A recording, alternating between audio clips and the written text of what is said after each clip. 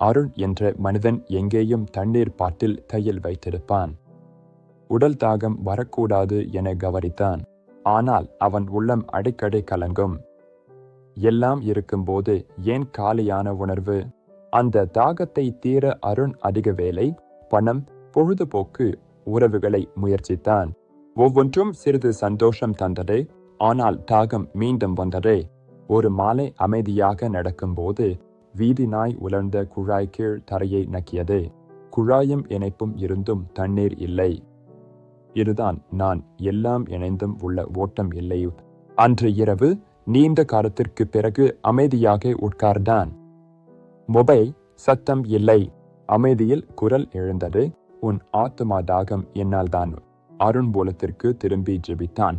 தேவனே, திருப்தி தராதவற்றால் சோர்ந்தேன். நீ என்னை நிரப்பு. வெளி மாறவில்லை, உள்ளம் மாறியது. தாகம் திசை பெற்றது.